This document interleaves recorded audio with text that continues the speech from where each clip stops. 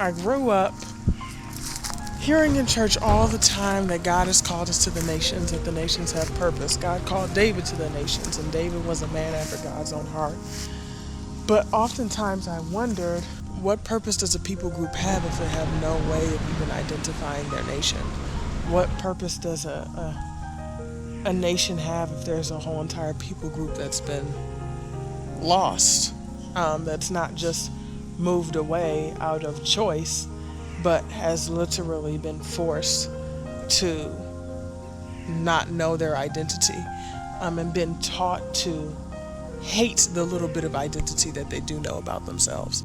Part of this video is going to be me on my journey trying to discover truth, if you will, and discover part of my identity and experience part of what makes me me. And the other part of this video is going to be me looking at the maternal health care that they provide to women here.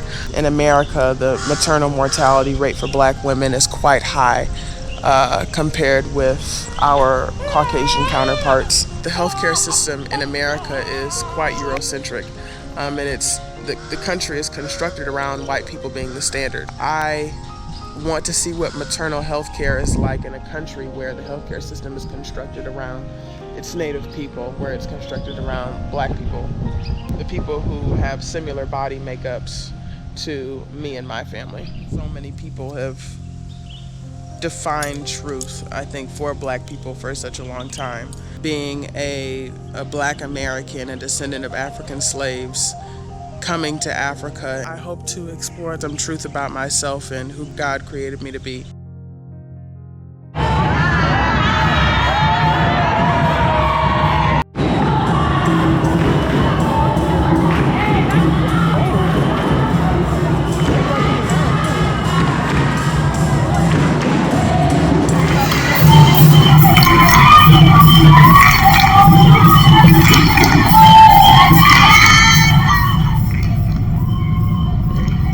I have officially landed in the motherland. Bye. Which is super exciting. Thank you. Bye-bye. Bye. Take care. And quite frankly, a little unbelievable. I sat next to two really nice people. One girl who, she is from Canada. She is Nigerian. And she was telling me about the differences she feels she sees between Canada and Africa. And that Africa is more hospitable. And then I also sat next to a man who is born in Côte d'Ivoire, but he was raised in France. Côte d'Ivoire borders Ghana. I'm really seeing a lot about the African diaspora. I've never met a black person from France. Yes, I did know that they existed, but I've never met a black person from France, or I have met a black person from Canada, but I've never met a Nigerian from Canada. That makes me feel like I'm part of the diaspora, being on a plane with a bunch of black people from different places. And it's interesting because I typically don't think of myself as African, even though in America we're named African American, so clearly America thinks as us as African. I typically just think of myself as black. With that being said, I think it's going to be really interesting again to see the similarities and the differences between Africans in Africa who have never been displaced and Africans in America who have lived in America for 400 years. So we just slept here for the first night. We landed yesterday and we just got here. It is crazy to me being in a country that's just a country full of black people. Like, I'm on the continent of black people, and it's so strange because you would think being black, I wouldn't feel like that, but it's sort of weird because it's like everybody is black. Like, it's a whole entire country full of black people, and I'm black, and it's weird to me because I'm from the country of black people, but not from the country of black people, if that makes sense. So yeah, it's really cool to see that again. Everybody looks like one of my family members, but they're speaking in an accent and wearing sandals.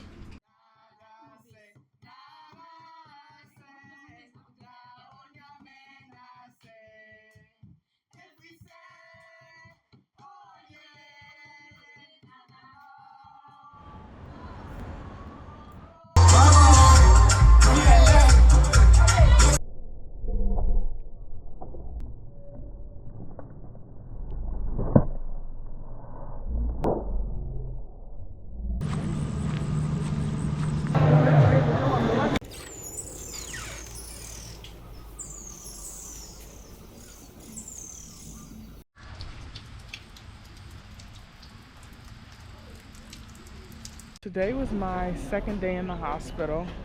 It was quite interesting. The technology, there's a big difference.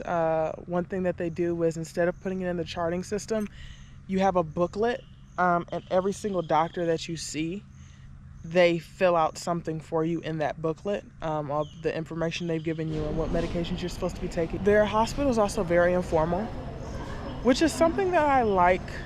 Yeah, I like it, but I can see how it can be a problem. It seems like a very family-oriented community. So, for instance, one woman who was pregnant came in there with her young daughter, and the mother, the patient, got up on the little table that they had to check women out on, and everybody said hi to her daughter, and then the nurse just picked up her daughter and put her on the table right beside her mother. When typically in America, you wouldn't put a baby, a young girl, a toddler, up on the patient's bench or wherever you're about to perform whatever procedure on them. The child would typically have to sit somewhere or wait in the waiting room with somebody.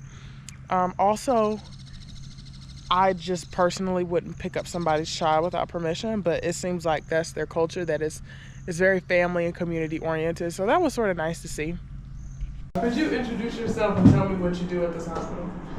Okay, Esther AJ Konedu. I'm a rotational nurse. You're a nurse? Okay, a rotational nurse.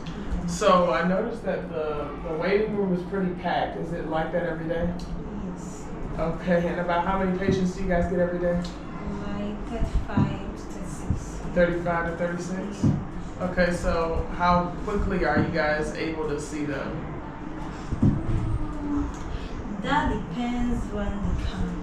When they come? Yeah, if they come early, we are able to see everybody. Okay. But as it gets later in the afternoon, some people might not be able to be seen.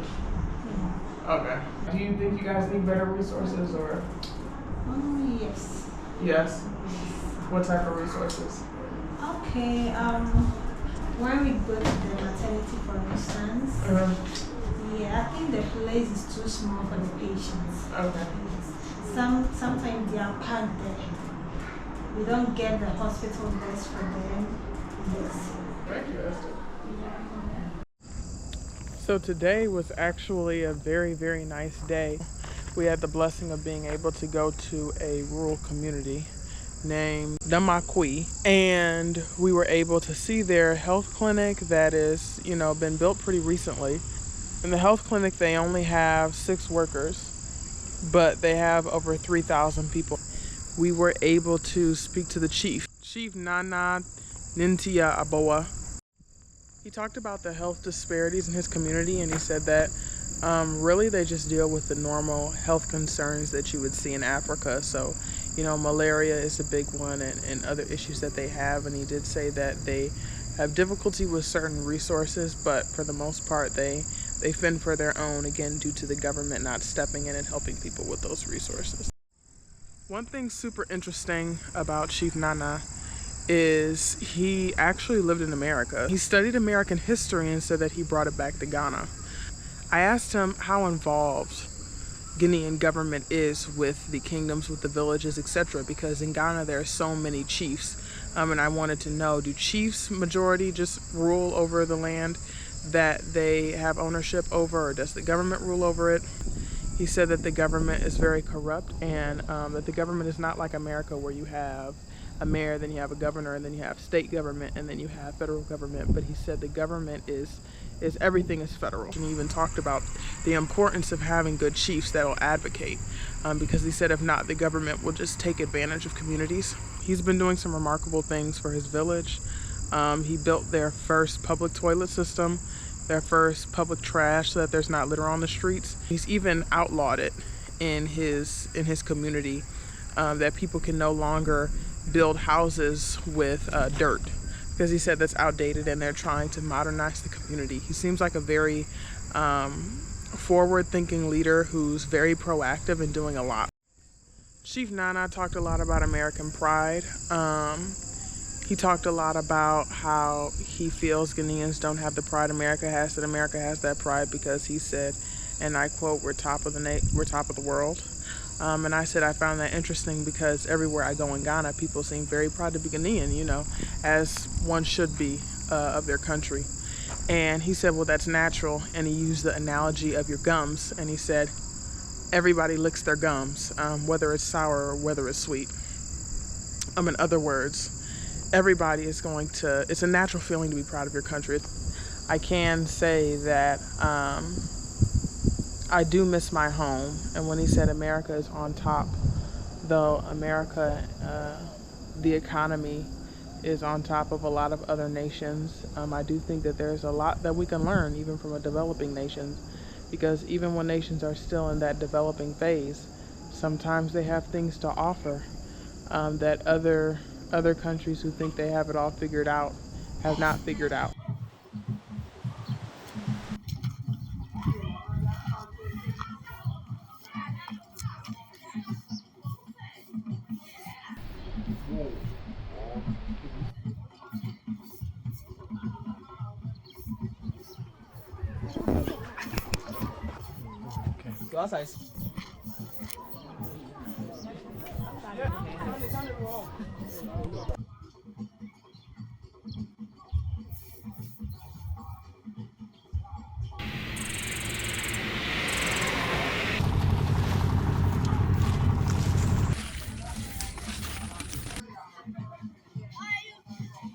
Good, thank you. So I spoke to a nurse yesterday, who's obviously Ghanaian, as I'm in Ghana, and I was telling her, that Black people in America, we don't know where we're from, at least the descendants of slaves in America, and she wasn't really understanding or grasping why. But I was telling her that, and I said, who knows? Maybe I'm from Ghana, and she said, no, you're probably Nigerian. And the way she said it was clearly like a rejection of "you're nothing like me," which I found very interesting, because here I am with the same features as you, with wearing clearly a black hairstyle. My hair is braided, her hair was braided, and yet you're telling me that no, I can't be like you, I got to be like somebody else. In a country where one of the biggest tourist attractions is the slave port. So you can make money off of me, but I can't be anything like you. I just find it amazing that though Black people in America specifically though we've had our identities hidden, I don't want to say erased because the roots still show, but erased in the sense that a DNA test still isn't 100%. We've been taught to hate ourselves. We've been rejected by the only country that we can cling to, because you threw all the other countries we had away. So the only country I have left is America, the country that everybody here in Ghana is identifying me by, and I've been rejected by that country, only to come to Africa and somewhat be rejected here.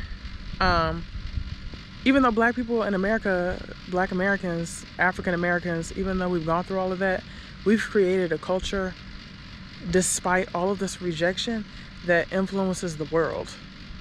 I mean, I see people all throughout Ghana trying to dress like Black Americans, talk like African American. You trying to dress like Black American, talk like Black American, listen to Black American. It's remarkable. We've created something through all of this trauma that's influencing the world.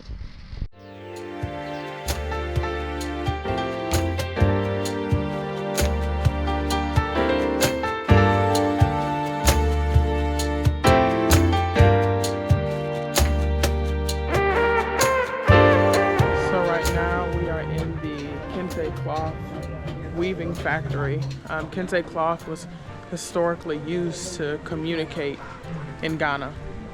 And it made me think about how slaves, when they got to America, used to communicate through weaving, even through braiding and different patterns in hair and in cloth and things of that nature. And that they said Kente cloth was used to communicate even before language was a formal thing that was used in Ghana, which is quite remarkable. And it definitely shows me, again, a similarity in something that continued throughout the African diaspora, as the hairstyles and the weave and those different things that have to do with patterns and are still being used today. And even when Black Americans come to visit Ghana, to visit West Africa where we were sold from, they typically come and buy kente cloth. I mean, as you can see, this man already has prepared here. What's your name, sir? Yeah, my name is Collins. Collins? Collins, yeah. Okay.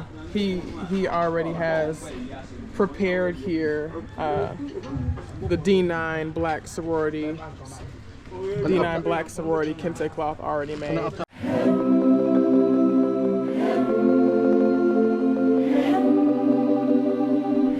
Oh, he's watching us.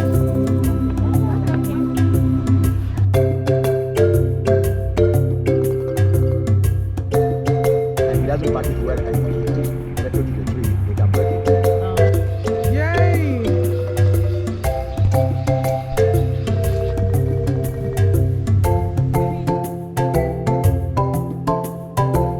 It's very shocking. It is a female. You know how female God created female. Females always, their back are always to be higher than the males. So the female back and the tail tend to be high. And the female, the male.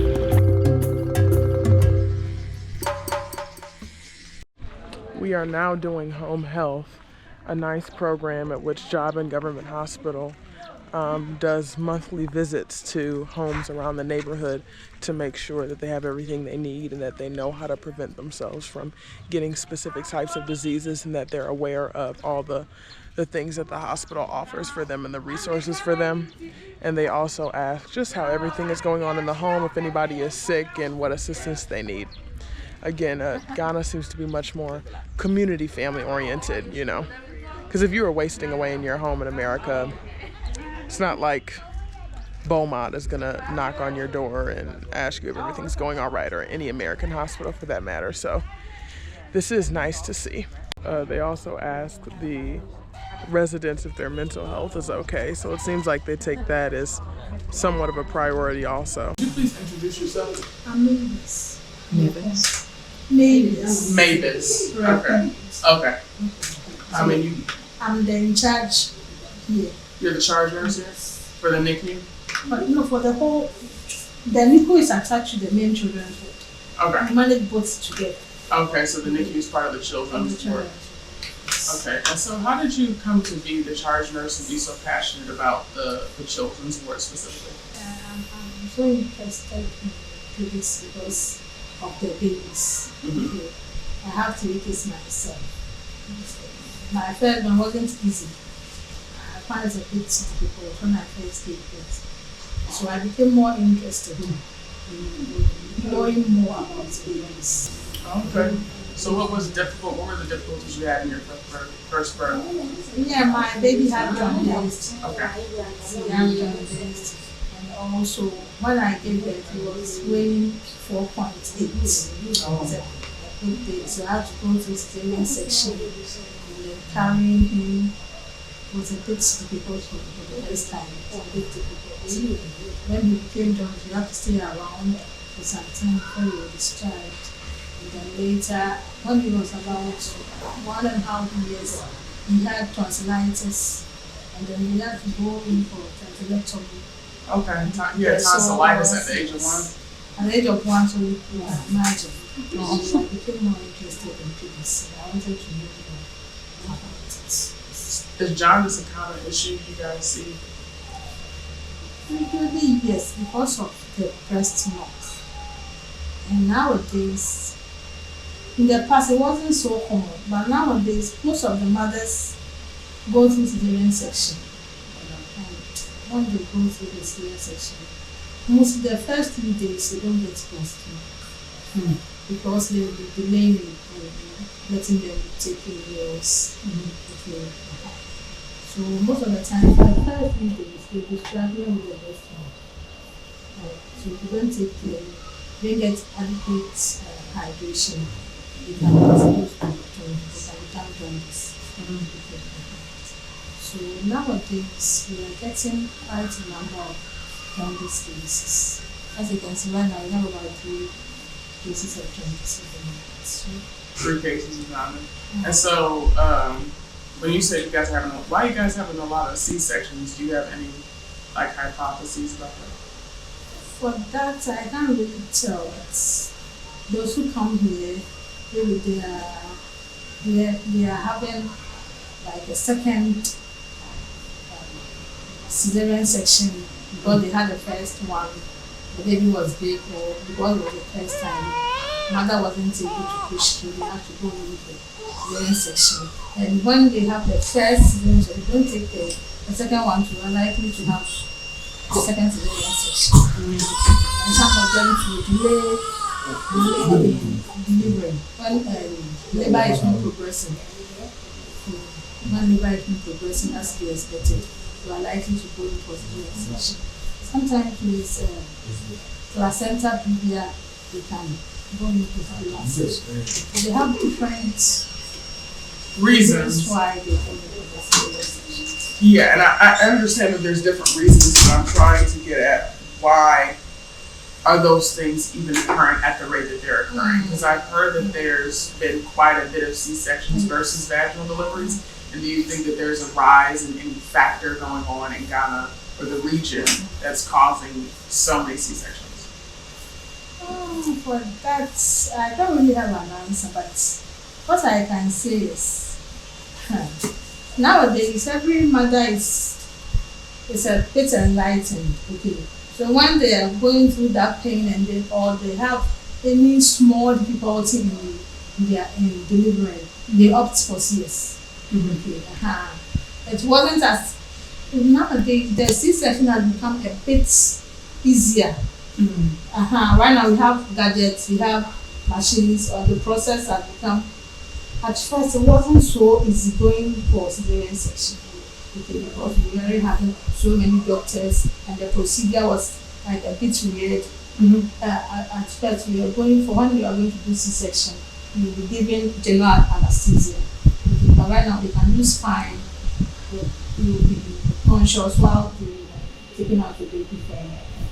So I think a lot of people prefer, or when they have a little bit of difficulties, they prefer going for the cesarean section. But do the nurses and the doctors prefer C-section or vaginal? No. They prefer vaginal, right? And Yes. correct me if I'm wrong, I mean, do the patients know that recovering from a C-section is most likely going to be much more painful than recovering from vaginal? They know because they come for their antenatal care before they have. So they know. And they just, and you just have a lot of patients out for a C-section. Still, Yes. that's interesting. That's really interesting. They tell you that within a week or two, the wound is healed. So right now we are managing them well with their medication, their dressings, and the education we give them. So it wasn't as difficult as the olden days. So within 1 week or two, the wound is healed and that's to happen. I mean, I understand, but then with it being more difficult and with the C-section being more intrusive to the body than the vaginal is, and then now that's causing babies to have more jaundice issues that's right because of the whole breast situation. It seems like all this compiled together, all this information would make women more want to opt for a vaginal delivery than a C-section. But that's interesting. Well, thank you so much. Yesterday I had the privilege of going to the mother-baby unit at Job and Government Hospital, and there was a mother there who was doing kangaroo care, doing skin-to-skin with her baby that was born at 27 weeks. And the nurse in that unit told me that the baby was a miracle baby because their hospital doesn't have the resources, she said, to care for a baby that was born that preterm. But thank God the baby is growing. That baby had nothing but breast milk, and they said that the baby has been gaining weight, and they've been, the baby has a good suck despite being 27 weeks, and that the baby's been growing. So that was really cool, and that was just a blessing to see that even with the lack of resources, they're still able to care for this child. And it's amazing to see how far kangaroo care and simple breastfeeding can go for a 27-week-old baby. I don't know how they distinguish being white from being a foreigner. And I'd like someone to describe that to me, because I've had several people call me white. Actually, most people just identify me as white, and they even identify my classmate who's darker than me as white, and I've even met somebody who's dark skinned who they identify as white again. And I think it goes back to what one woman told me, being that whether you're light skin, brown skin, or dark skin, you're all American. And so there was a point where one man was going around calling us brofo, which means white. And my classmate asked, what does brofo mean? He said, white. And she said, well, I'm not white. And he said, you two. And he pointed to me and her and said, are white when you're with her. And he pointed to my white classmate. And he said, but when you are without her, you are Black American. And I found it interesting. I'm not quite sure if they, again, just have different definitions of words, but it sounded like he was just defining us based off of her whiteness. And I found it interesting that in the continent of Black people, us Black people were defined based off of her whiteness. Like, she gets to keep her identity, but we don't when we're with her. Almost again to me like the nature of being a slave. You're not Ghanaian, but you're not white, but we're going to identify you as something that you're not. Even though your identity is clear, you're clearly Black and you're clearly American, but we're going to identify you as something that you're not, because you're not us and because you're with her. And she has a solid identity, and so we're just going to call you that. We're just going to label you with her. Growing up in a country that's constantly telling you that your being is controversial, you know, bringing up being Black, you're making everybody uncomfortable, and you can't embrace the little bit of what you know you are, because I mean, you don't know your nationality, so all you have to hold true to is being Black, and you can't bring it up because that makes everybody else uncomfortable, because everybody else's ancestors are responsible for you not even knowing who you are. And you go to what's called the motherland, because that's the only place that you know for sure the majority of you is from. And you find out that your mother doesn't want you, when you've built up all these ideas of, okay, you know, in America, things are like this and things are like that. And so I'm going to go to a different place now where things are going to be different because these people are going to be just like me.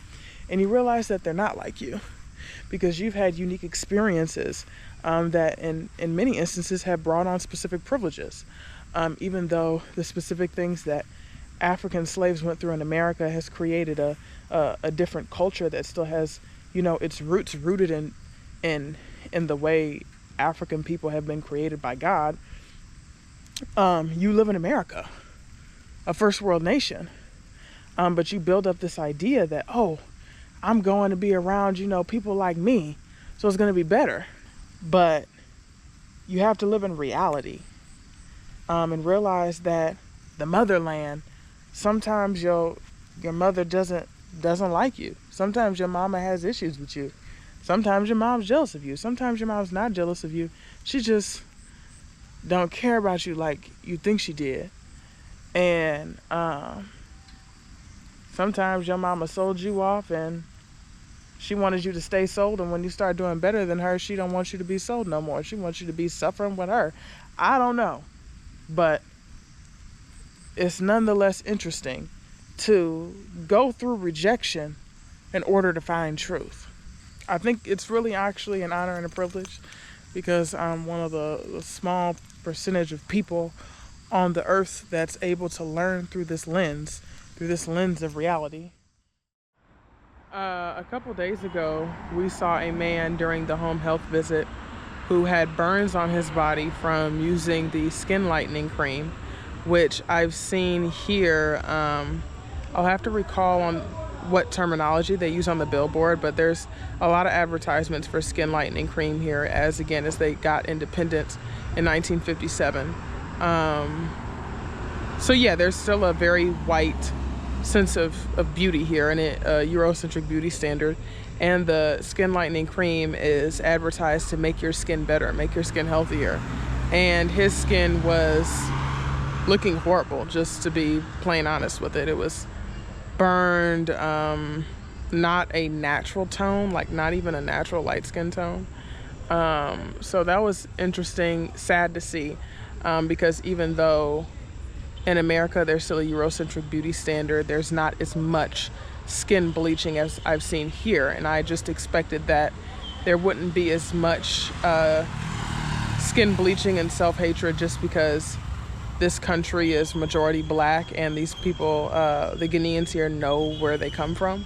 But still, the effects of European colonization, those effects are still here, and that sting is still here, just like we see in America. So it's interesting. Today I found myself really missing home, really missing my food, really missing people who are like me, just black people in America, to be honest. And I thought of the song, "Sometimes I Feel Like a Motherless Child, Far Away from Home." It's a Negro spiritual. And I find it so interesting that I thought of that song, because I came to Africa partially in search of my roots, and I can say I've truly found it when what comes to my mind when I'm missing home is a Negro spiritual. My mind didn't go to the plethora of African songs that I've learned here, but it went to the slave song, because at my roots, what's in my ground, that's a large chunk of it, is African slaves who came to America, and I am American, and so I found myself missing that root. And even though I've enjoyed Africa, it's not the same. It's not the same as what I'm used to.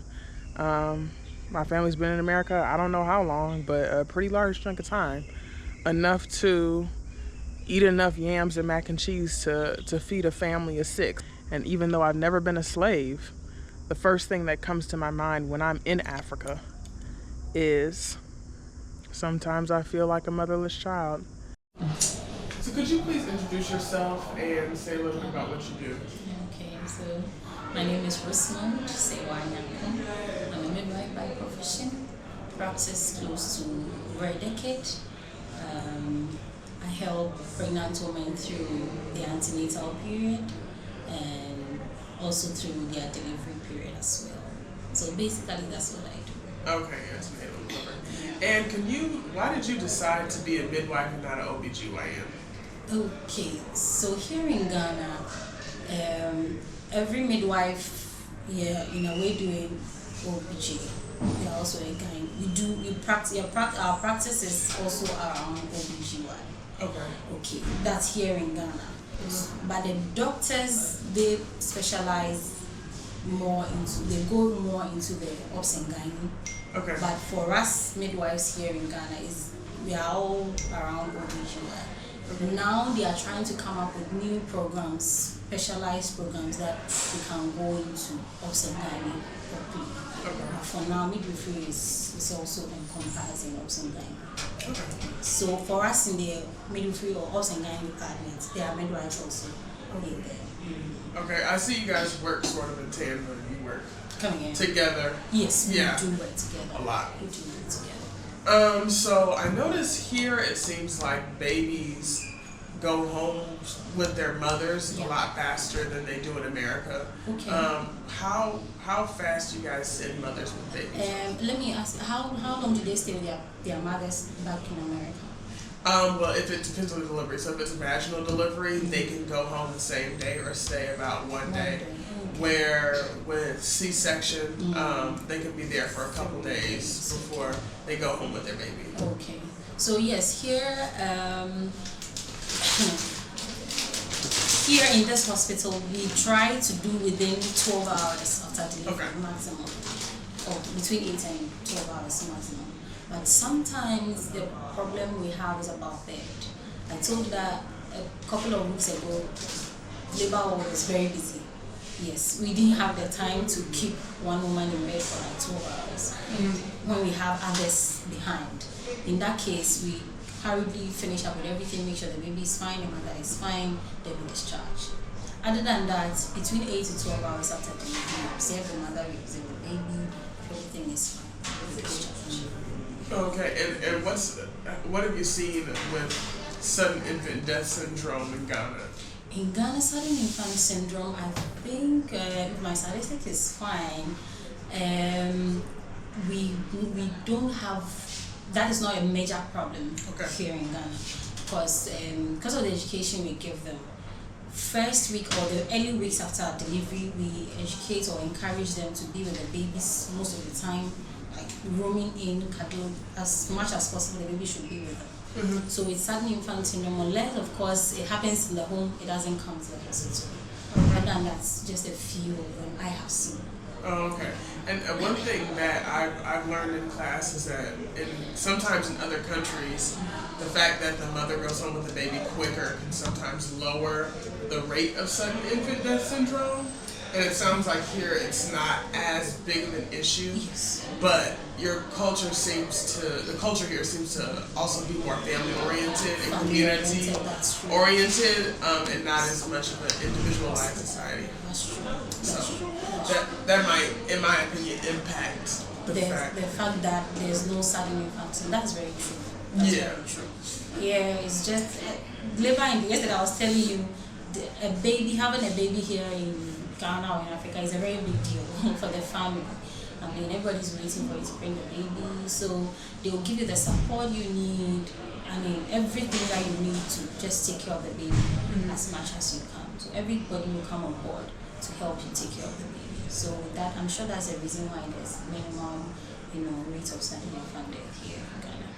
Yeah, and to go over this a little bit more, yesterday you told me about the naming ceremony and how big of a deal that is, which is just an example of having a child is much more of a community celebration. So it's much more community oriented. I see here also you guys are really, really big on breastfeeding. Yes. But there doesn't seem to be as much of a push for vaginal delivery. And you can correct me if I'm wrong, because I know you guys have a lot of C-sections. Yes, that's true. Which is interesting to me because obviously breastfeeding is natural, but so is vaginal delivery. So why do you think there are so many C-sections? Now, okay, so the C-sections are going up. I agree with you. Due to what will cause them to do a CS? What will cause the doctors or the midwives to decide to do a CS? Sometimes we have postdatism. A woman can go up to 40 weeks. After we do membrane sweeping, give up to a week maximum. That's 41 weeks for spontaneous vaginal delivery to start. But sometimes they come up to 41 plus, even some days the baby hasn't come. So the next line of action is induction of labor, where we start induction. Sometimes we induce up to like 4 cycles of 50%, like 50 microgram of cytotec, but the baby would still not come. So obviously the next line of action will just have to be a C-section. And we have the issue of big babies. There are lots big babies. They come with big babies. We look at the estimated fetal weight of the scanner, like, oh, this woman can't deliver. Definitely you do the C-section and this baby is weighing like 4.5, 4.8. We couldn't have made this woman deliver by herself. And poor progress of labor. Sometimes you can start the labor process. Yesterday I met a woman downstairs. I was congratulating her and I asked her, how did it go? It's everything serious. Oh, why? What happened? I got to 9 cm. I couldn't go again. I mean, this one, I was like, oh, really? Sorry about that. Like, it's all good. So sometimes it doesn't end well with poor progress of labor. It doesn't, progress well. But we are still advocating for vaginal delivery. Okay. Okay, and so what do you guys do? Is there a formula shortage at all? Because recently... Formula feeding? Yes. Oh, no. It's very common. Okay. Very, very common. It's easy to come by.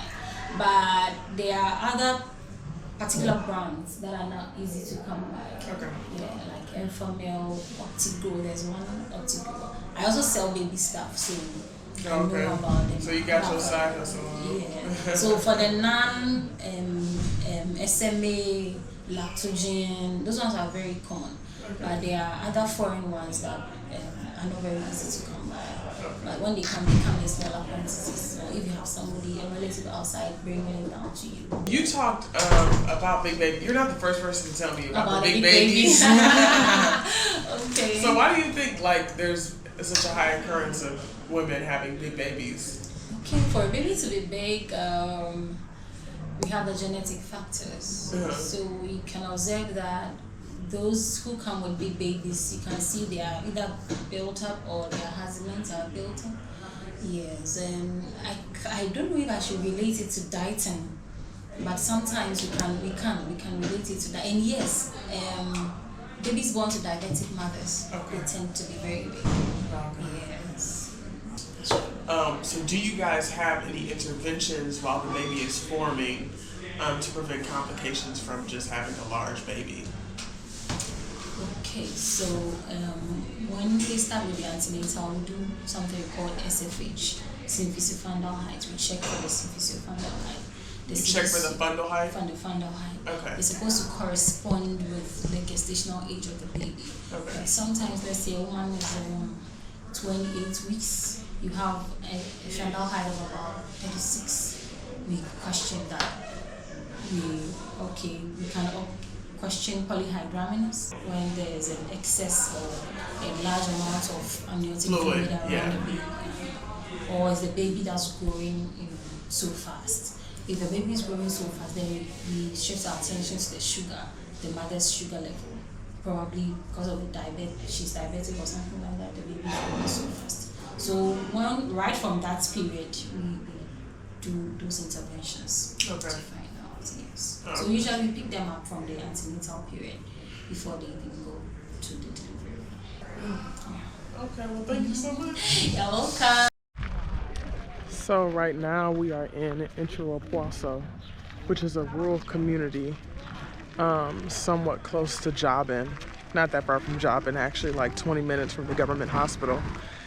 They have built a health clinic here, mainly actually for maternal care, because it was very difficult for certain mothers to get proper maternal care. So because of this, prior to the health clinic, they didn't have midwives, so they had to send women from their village to go get trained at Jobin Government Hospital in order to know how to be a birth attendant. We talked to the queen mother of the community here. Here in Ghana, they follow maternal lineage for royalty. So the king, the chief of the village, is her son. They only have six healthcare workers, 2 working in maternal care, 2 working in public health, and 2 working as just general care nurses. They have around 2,379 people in the community here, and they get that rough estimate because the government orders a census from time to time, and the public nurses do the census. And they also do large vaccine days where families bring their kids to get TB vaccines and yellow fever vaccines, etc., at which they roughly estimate the population by how many people come out for that.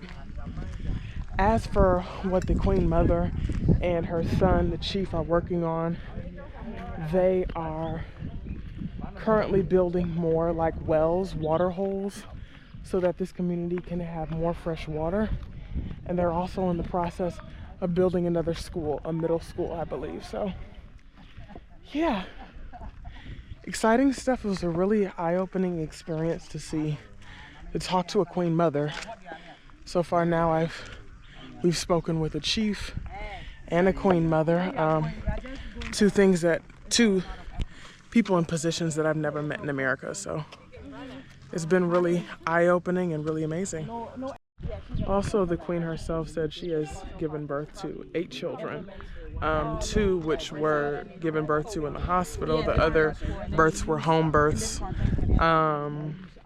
And she said she gave 2 births she delivered 2 babies in the hospital, one because they were breech and the other because it was also breech. She went for a checkup and they told her that the baby was in the incorrect position. So yeah, it's interesting.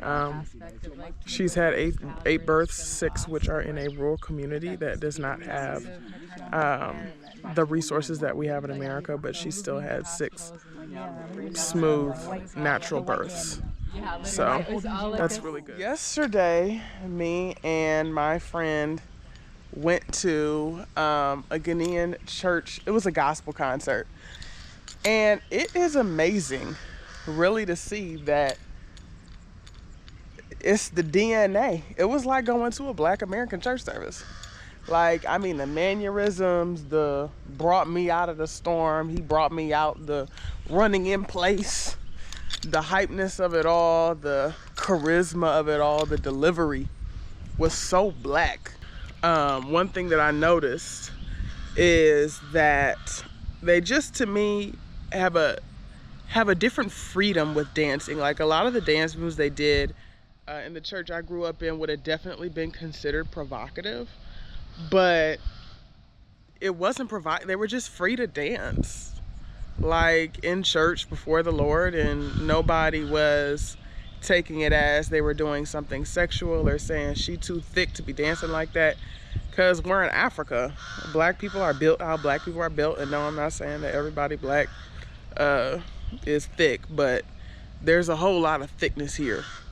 And I think because they're used to that and they're comfortable with their bodies, because again, it's a Black country, there's no sexualizing it and saying, oh, you can't do this dance move or that dance move because your body isn't built for it. Even to think about the gift of a nation, when African slaves were brought to America, a lot of slave owners would give slaves the day off on Sunday to watch them do church. I believe that every single nation, every single people group has gifts that he's deposited in them. And I'm happy that I am able to discover mine on a larger scale that I never thought that I would. Being at that church service was the first time I felt like a piece of home while I've been here. I was speaking with a pastor friend of mine, real wise, godly man that I look up to, and I was telling him it's amazing to think that this is where I would be if, you know, I hadn't been sold. He told me, well, Zion, it's impossible for there to be a you in Africa because everything that makes you you, part of that is being in America. And I thought about it, you know, even though the majority of my roots are in Africa, and it's amazing to be here, and I'm thankful that God has brought me here. Coming here has in part helped me realize that there are many things that make me me, including being American, including even the European parts of me. Every single piece of me makes me me. So I wouldn't have been here if I hadn't been sold, because I wouldn't be me if my ancestors hadn't have been sold. Being in Africa has helped me realize that we're in America for a reason and for a divine purpose. So it's not that we've been misplaced, even though we don't understand our identity. It's not that we've been misplaced. It's that we've been uniquely created and called for a time such as this.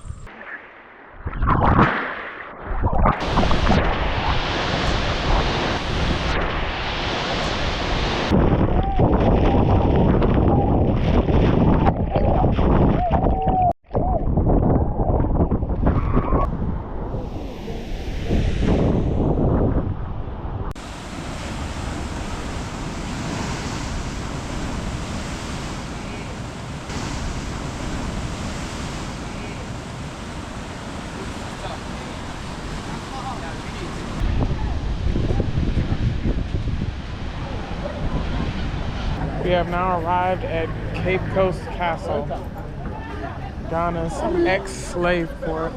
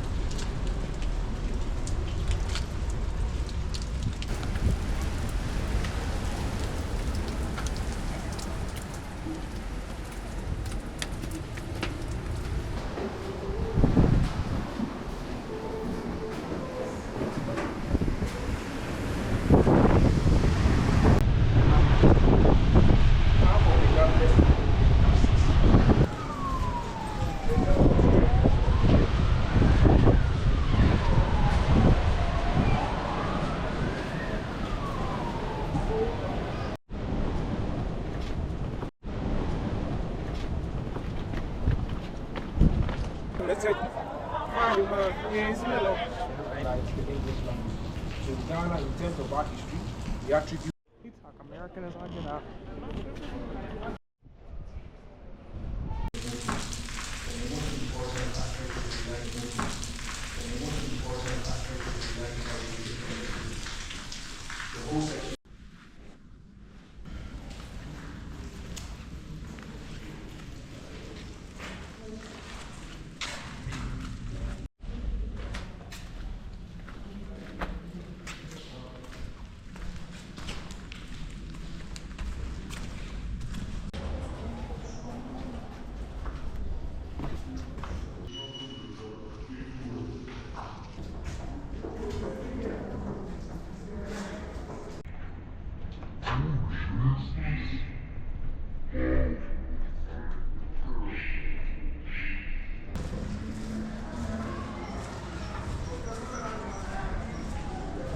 They said that the door of no return was actually much smaller than that in reality, and that the slaves had to bend down and crouch down to even get through the door, and it was made narrow on purpose. I think as a psychological submission tactic, but he didn't give any reasoning for that. But now the door is coined the door of return for the descendants of slaves that survived the gruesome genocidal journey and lifestyle that was slavery.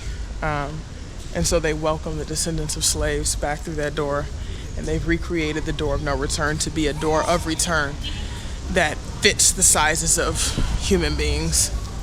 The male holding cell where slaves were actually brought to die, and it's pitch black in there and sweltering hot. They brought the slave in there that was rebellious or whatever, and they would leave you in there in a group, and people would just die right next to you. And it was called the second door of no return, because once you went in there, you knew you weren't going to make it out. You were going to pass away. And next to the door, they have the African Genesis Institute, Genesis chapter 15, verses 13 through 14, that says, "We are the children of those who refuse to die." And it's interesting because it honors those who are descendants of survivors. It seems that slaves here are not seen as slaves or just Africans. They're looked at as, again, survivors of a traumatic event in history that marked history forever.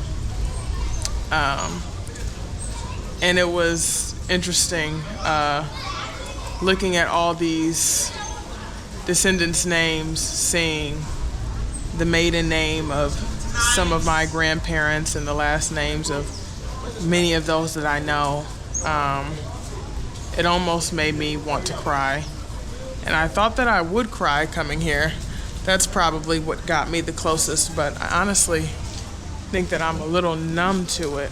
I don't know if it's hit me yet. I don't know really what's going on, because I've just been moving through this sort of effortlessly when I thought I'd be like crying or going through something. But nevertheless, it is life-changing and amazing that I'm here. In conclusion, I wish I had something else other to say than in conclusion, but the words are slipping me right now. I thought I would be a lot sadder coming to the place of no return, where people who gave birth to me some centuries ago were sold to suffer for centuries. But I honestly I'm grateful, really. I'm grateful looking at where the people gave birth to me came from, that the Lord would bring me here and show me, even though it was a place of no return, that we can always return to Him, and in Him we have a home, regardless if we were removed from our home. And coming here, I thought, wow, it would be really cool to see a piece of me, even though it may be a piece of me. I've realized that it's not the whole of me. It's just a very important part of me. And this journey of coming to Ghana has made me happy to be black. Coming here, being black is not something that's controversial, especially coming to this slave castle where they honor my ancestors and where I come from in a way that my own country doesn't honor me or my history. And so I'm grateful to be black. I'm grateful to be a black American, and I'm grateful and astonished to be the descendant of people who survived something as horrific as what I've witnessed. But the Bible says He works all things for the good of those that love Him. I can honestly say that the Lord took a negative situation and brought me back here and taught me something valuable. And yeah, I'm forever grateful. Thank you so much for watching and listening. That's it.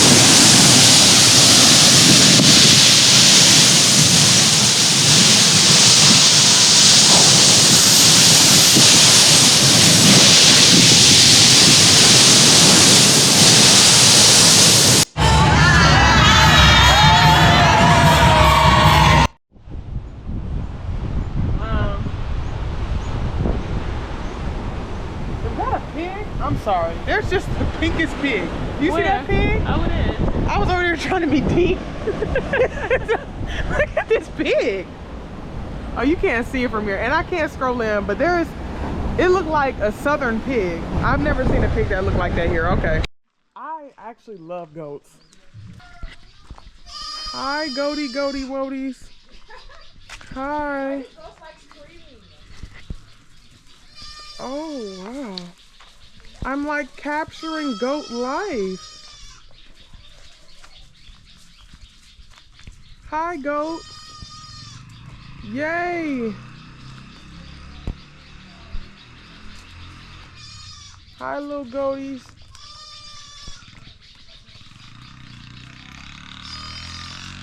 Wow. Hi, buddy. Hi. Hey, bud. Bud.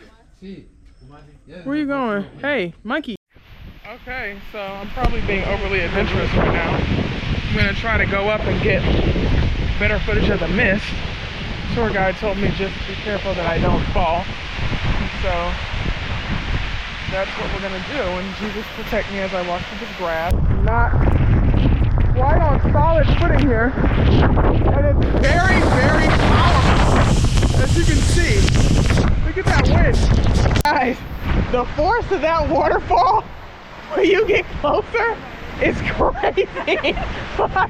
I couldn't even see. I literally couldn't see.